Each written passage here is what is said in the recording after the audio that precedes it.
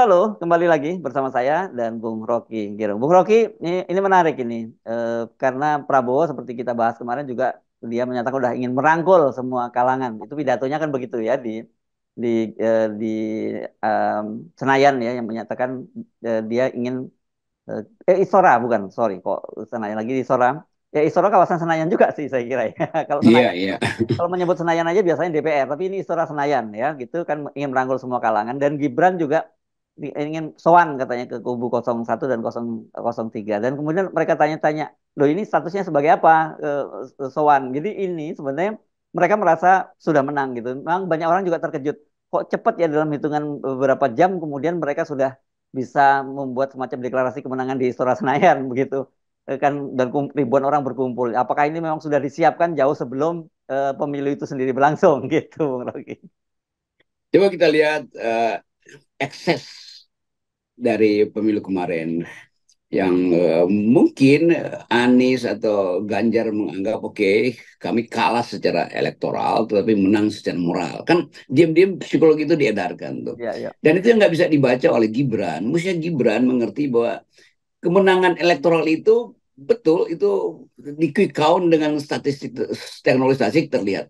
Tetapi beban dia untuk merangkul itu harusnya dimulai dengan selesai dulu problem moral kan. Nah problem moral ini akan diingat orang. Ini ngapain si anak ini datang sementara dia di belakang kepala Anies atau Ganjar. Lu kan masih bawa nama bapak lu. Jadi mau merangkul siapa?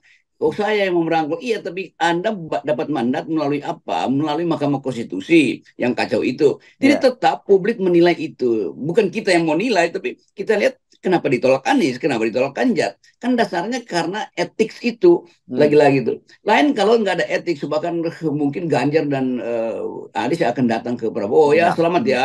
Hmm. Kalau itu betul-betul ada rasa adil. Jadi tetap rasa adil itu kan nggak bisa dipaksakan tuh. Jadi Hmm. Gibran itu datang sebagai orang yang nggak ngerti bahwa dia itu lagi justru memerlukan waktu jeda supaya beri kesempatan pada Anies dan Ganjar menerima itu secara moral, bukan secara elektoral loh. Hmm. Karena problem di belakang Gibran kan bukan soal elektoral, soal moral. Yang Hmm. dari awal kita lihat dia diselundupkan oleh ayahnya itu sebagai anak kecil, tapi kemudian tiba-tiba menjadi orang dewasa. Kan itu agak ajaib kan? Hmm. Jadi sebetulnya kalau kita baca psikologi Gibran juga akan terganggu. Silahan gue ditolak gitu. Itu juga menimbulkan dendam nanti kan. Kenapa saya ditolak gitu? Kan tentu Pak Prabowo nggak mungkin datang pada saat sekarang dan Prabowo juga menghitung ada masih ada masalah. Susah nanti kalau Anies misalnya menolak Prabowo. Sebetulnya lebih jujur kalau Prabowo yang datang. Sehingga kalau ditolak oleh Anies dan Ganjar juga public opinion akan berbalik poinnya akan dikasih pada Prabowo tuh. Hmm. Karena Prabowo tetap dianggap diam-diam dipaksa untuk menerima Gibran. Kira-kira itu Hmm. masalahnya kan. Hmm. Jadi hitungan-hitungan kalkulasi psikologi ini luput dari perencanaan strategis kubu koalisi 02. Ya. Atau jangan-jangan menurut saya bukannya memang nggak tahu dia Bung Rocky bahwa yang dia lakukan itu salah. Karena kalau dia paham, saya kira dia nggak akan melakukan itu gitu.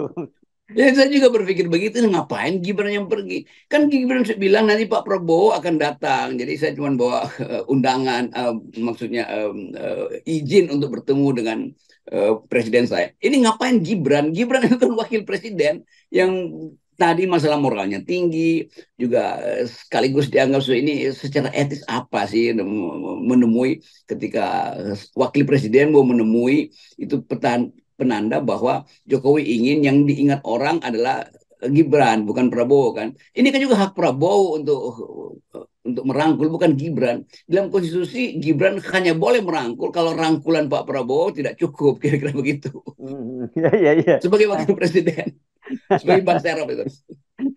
Ya, ya, jadi makanya itu saya kira problem kita ini memang kalau bicara dengan Pak Jokowi dan keluarganya kelihatannya memang beda frekuensi Bung Rocky itu. Jadi mau kita mau ngomong apa aja ya ya nggak akan ketemu gitu. Iya mesti kalau beda frekuensi di apa biasa radio itu di fine tune itu Iya, iya, di, iya. oke. Hmm. Ini juga penanda ambisi Jokowi untuk langsung memperlihatkan bahwa ini anak saya nih dia bisa merangkul mereka yang kalah. Oh ini enggak, bukan begitu cara melihat soal kita tuh. Hmm. Nah sebaliknya bagi kubu Anies maupun Ganjar mereka anggap oh kami apa namanya, kami kalah tapi kami bermutu loh. Jadi ini orang-orang kalah yang sombong secara kata sombong dalam pengertian gengsinya tinggi kan. Dan memang dia harus bergengsi tinggi. Anies dari awal pasang gengsi tinggi.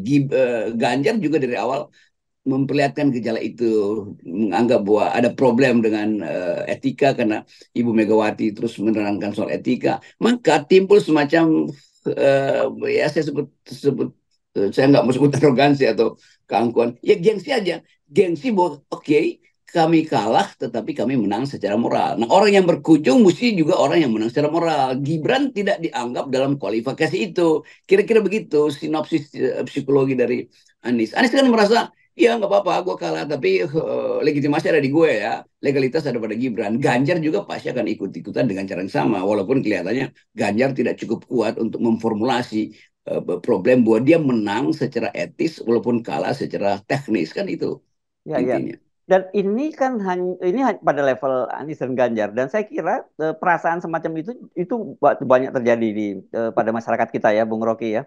Dan itu yang sejak awal kita sebut sebagai problem legitimasi, itu yang saya kira ini bebannya berat sekali pemerintahan yang akan datang kalau akhirnya Prabowo dan Gibran yang ditetapkan sebagai pemenang. Iya, dengan sendirinya Anies dan Ganjar itu menunggangi isu ini karena dukungan publik. Kan publik Hmm. tetap merasa ini belum belum beres, ini belum benar tuh. Jadi begitu juga kan kita di FNN mengulas semua masalah, mengikuti perkembangan emosi publik kan. Kita mengulas dulu soal teknis pemilu yang 20% itu gagal. Lalu kita Hmm. mengulas eh, bab 2 dari ulasan FNN tentang moral itu. Ya, Nah, sekarang nanti etikabilitas kalau ya. etika, abilitas. Terus kalau udah selesai kita masuk pada bab 3 dan kita udah mulai sekarang tentang kondisi-kondisi yang akan memperkuat atau memperlemah rejim nanti, rejim Prabowo dengan menganalisis soal politik internasional. Jadi tahapan di FNN juga mengikuti gejala-gejala di dalam masyarakat. Kan nggak mungkin kita mengulas itu soal teknis 20% itu udah selesai itu. Juga soal moral itu urusan yang pasti melibatkan kemarahan civil society. Tapi kita mau masuk sekarang setelah berkuasa, apa beban dari Pak Prabowo? Kemampuan konseptual Pak Prabowo tidak mungkin diandalkan atau diwakilkan pada Gibran tuh soal kepentingan mengulas kembali atau memperbaiki persenjataan atau perdagangan senjata sebagai isu yang akan masuk semester depan karena ketegangan dunia pada akhirnya akan diselesaikan dengan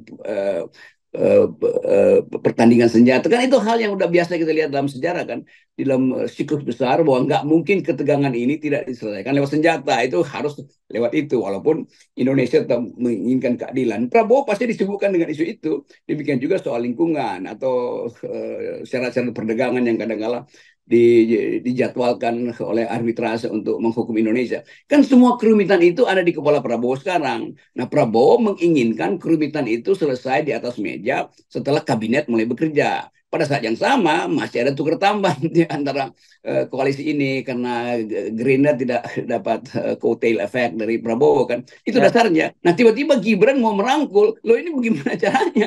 Fasilitas-fasilitas resmi aja belum selesai, ngapain merangkul?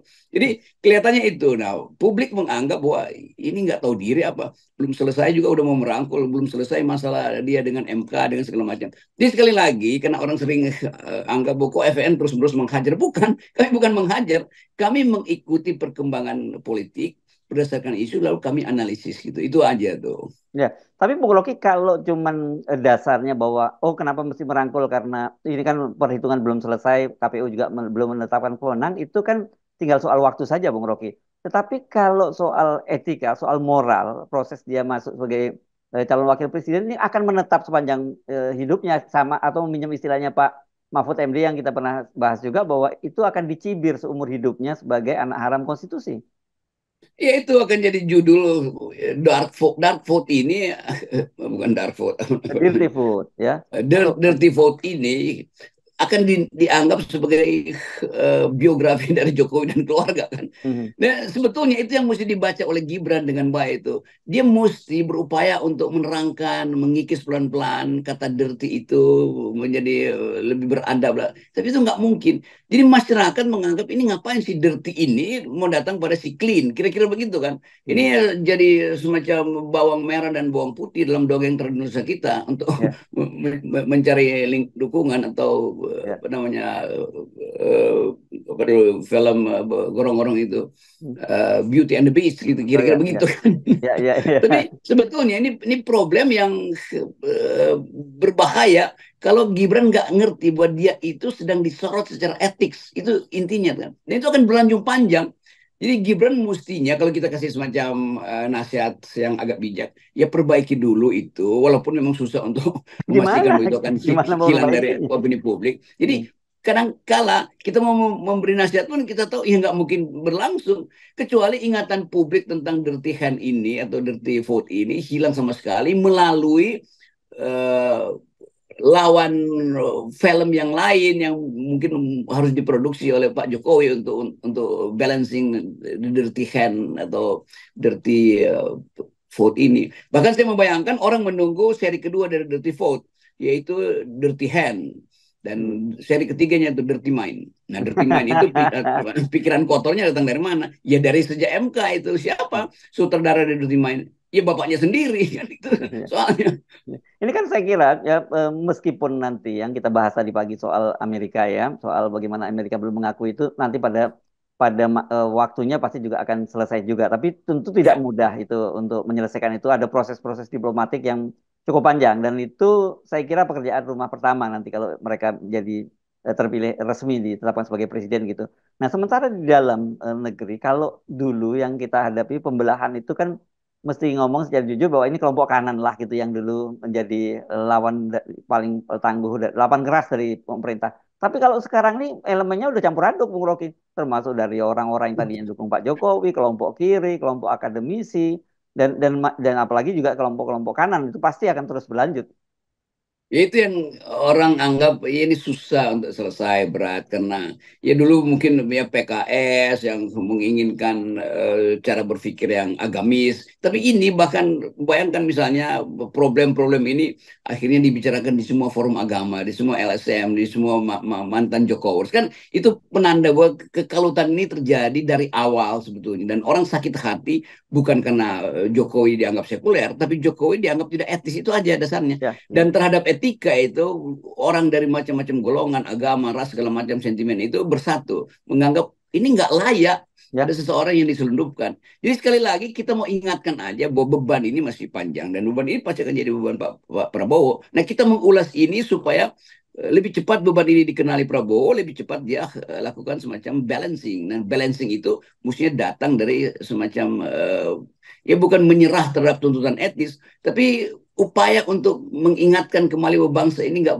boleh pecah. Tetapi jangan katakan bahwa supaya nggak pecah maka lupakan masa lalu. Nggak begitu. Masa lalu itu tetap harus jadi ingatan. Diterima aja, Pak Prabowo mesti terima bahwa ini sikap masyarakat sipil yang mencelah eh, penyelenggaraan pemilu itu diterima sebagai fakta. Jangan dibantah-bantah lagi, apalagi dibantah dengan upaya untuk mengakrabkan kembali dan merangkul semua. Nggak perlu merangkul ya, ya, ya. sebetulnya. Terima aja sebagai fakta bahwa ada perbedaan, ada kejahatan, ada kecurangan. Ya udah, kan nggak mungkin ini dibawa pada pengadilan yang berpanjang-panjang nanti kan. Jadi itu soalnya. Jadi semacam sikap kenegarawanan untuk mengakui bahwa ada kesalahan. Itu dasarnya kan. Itu Ya. lebih memungkinkan sebetulnya, walaupun soal-soal kalkulasi politik ya itu urusan mereka lah di parlemen nanti. Ya. Dan saya kira sebenarnya buat Gibran ini dia harus mulai belajar menempatkan diri bahwa Pak Prabowo itu bukan lagi pembantu dari bapaknya dan dia itu anaknya presiden. Mesti gitu ya, mesti dia mesti paham bahwa kalau nanti dia terpilih dia itu wakilnya Pak Prabowo. Jadi kalau merangkul tugas merangkul dan sebagainya dia harus izin Pak Prabowo dulu ya, biarkan Pak Prabowo yang menjalankan itu kecuali dia kemudian diberi mandat oleh Pak Prabowo untuk membantunya begitu kan. Ini masih saya anggap Gibran masih dalam mimpi bahwa dia adalah akan jadi presiden. Karena bapaknya presiden. Oh, bapaknya sejak kemarin itu bukan lagi presiden itu. Itu faktanya tuh. Dan kesulitan kita adalah memahami Jokowi atau poin saya begini. Jokowi paham nggak bahwa sejak quick count itu dia bukan lagi presiden. Jadi kemampuan dia untuk mengatur masih ada sampai kapan? Sampai Oktober. Tentu banyak peralatan masih dia pegang.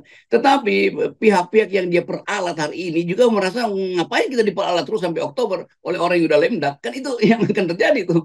Jadi yang kita sebut aparat juga udah malas sebetulnya untuk diperalat kembali itu. Kira-kira itu. Nah, sementara Gibran masih menganggap dia masih mampu memakai nama bapaknya untuk memperalat opini publik. Nggak mungkin, nggak terjadi lagi. Orang udah anggap, oke, yang kita pilih kemarin adalah Prabowo, bukan Gibran. Kira-kira begitu kan. Walaupun dengan kalau kita baca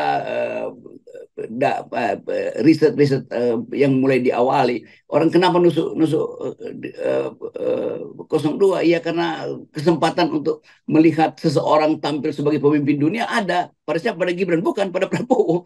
Karena itu yang saya kemarin bicara ketemu dengan beberapa orang dari Manado, karena orang Manado juga anggap gila tuh Prabowo kok menang betul tuh. Saya bilang saya sebagai orang Manado juga bisa pahami itu bahwa orang Manado itu merasa bahwa perlu apa namanya orang lokal, karena orang Manado menganggap Prabowo itu orang Manado karena ibunya orang Manado kan. Jadi Hmm. kebanggaan itu kan lain lagi ceritanya kan. Tentu orang Manado nggak bangga pada Gibran yang bukan orang Manado kan, itu dasarnya kan. Ini ilustrasi kecil semacam antropologi atau little antropologi untuk menerangkan bahwa masyarakat Indonesia pada akhirnya bawah sadarnya harus dia ucapkan bahwa kami memilih Prabowo karena ingin melihat kemegahan Indonesia, bukan memilih Gibran tuh. Itu yang menyebabkan Gibran itu secara dukungan legitimasi tidak mungkin mewakili Prabowo di dalam segala macam upaya rekonsiliasi. Itu aja poinnya. Dan saya kira sekarang ini kelihatannya apa arah apa orang datang berduyun-duyun tuh mungkin sudah tidak lagi ke istana gitu ya secara formal, mesti mungkin pindah ke Kertanegara sekarang ya fokusnya gitu ya.